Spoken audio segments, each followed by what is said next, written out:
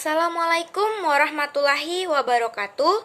Perkenalkan, nama saya Nadia Nurul Atika Hubu dari Prodi Kimia kelas A. Nah, di sini saya akan memaparkan materi tentang analisis DNA forensik dari dosen pengampu Ibu Tilza Istiqomah Dukalang, SPD MSI. Adapun artikel yang akan saya paparkan berjudul Identifikasi DNA pada kasus tindakan asusila di Brazil, yang diteliti oleh Andreas Carla dan kawan-kawan. Materi pertama, masuk ke pendahuluan. Apa itu DNA? DNA singkatan dari asam deoksiribonukleat atau deoksiribonucleic acid, adalah salah satu jenis asam nukleat yang memiliki kemampuan pewarisan sifat. DNA merupakan sebuah polimer yang terdiri dari satuan-satuan berulang yang disebut nukleotida. Sejak tahun 1985, DNA ini telah terbukti sebagai alat ampuh dalam kasus paternitas serta untuk investigasi kriminal dengan cara mengekstraksi DNA seperti darah, air liur, rambut, dan lain-lain.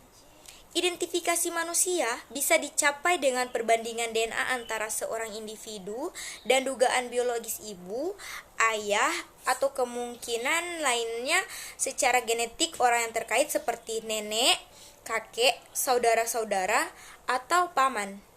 Nah, pengetahuan ilmiah yang diperoleh ini memungkinkan pengetikan DNA manusia dan bukti biologis menjadi sebuah teknik yang valid untuk identifikasi manusia.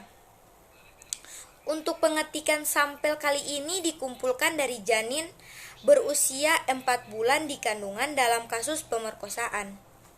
Korban ini adalah gadis yang berusia 14 tahun dengan kelainan genetik Down syndrome yang diperkosa di Brazil pada tahun 1998. Baik, untuk metode penelitian ini dilakukan dengan cara yang pertama, reaksi PCR, yang kedua, analisis alel, yang ketiga, pencernaan DNA dengan enzim restriksi, dan yang keempat, elektroforesis dan transfer DNA. Oke, baik, untuk pembahasannya, gel poliakrilamida bernoda perak dapat dilihat pada gambar nomor 2 dan nomor 3 yang menunjukkan bahwa 3 dari tersangka dikeluarkan dan hanya tersangka 3 termasuk sebagai ayah biologis dari janin setelah mengetik dengan CTT dan FFV multiplexes. Gambar 2, tampilan gel poliakrilamida 4% diwarnai perak jenis CTT F13A01 dan FESFPS korban janin dan tersangka. Panel A, CTT CSF1PO, TPOX, dan TH01 mengetik. Panel B, pengetikan F13A01 dan FESFPS 1 positif kontrol, 2 tangga, 3 korban atau ibu, 4 janin, 5 tersangka 1, 6 tersangka 2, 7 tersangka 3, 8 tersangka 4, 9 tangga.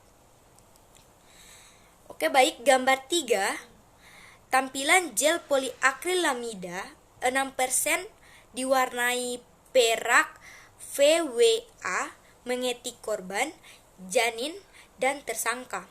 1 tangga, 2 tersangka 4, 3 tersangka 3, 4 tersangka 2, 5 tersangka 1, 6 janin, 7 korban atau ibu, 8 tangga, dan 9 positif kontrol. Nah, alel yang diketik pada lokus 6 STR untuk setiap tersangka dirangkum pada tabel 1.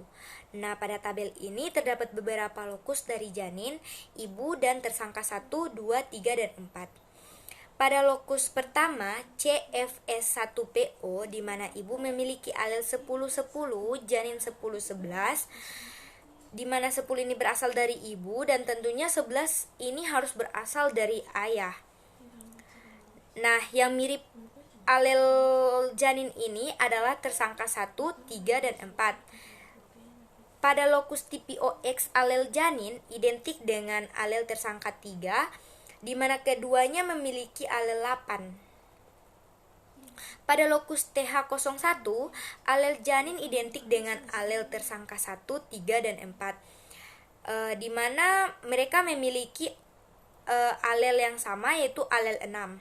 Pada lokus F13A01 terdapat kemiripan alel janin dengan tersangka 2 dan 3, di mana memiliki alel yang sama, yaitu 6.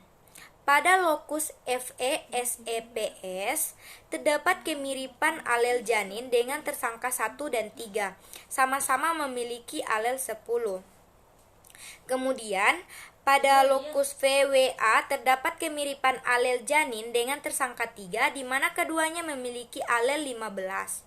Selanjutnya, pada DNA kromosom 7, lokus 467, terdapat kemiripan alel antara janin dengan tersangka 3, di mana keduanya memiliki alel 4549.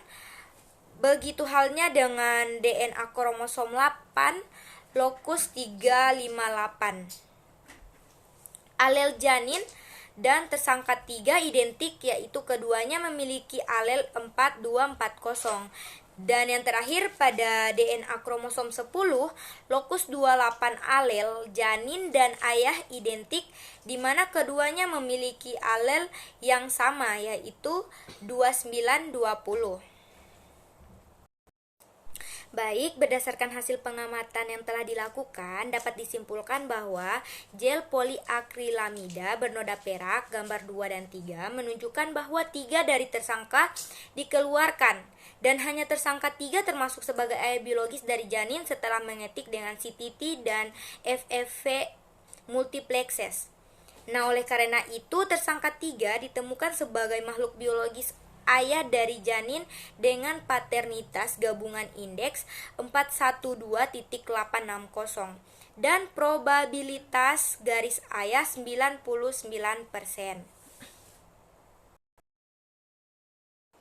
Baik, itulah yang bisa saya sampaikan. Lebih dan kurangnya saya mohon maaf. Wassalamualaikum warahmatullahi wabarakatuh. Terima kasih.